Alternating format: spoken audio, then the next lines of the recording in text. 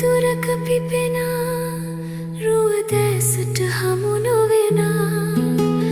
කෝලනි හඩ වදිනා මුදු සීත ගුණය දැන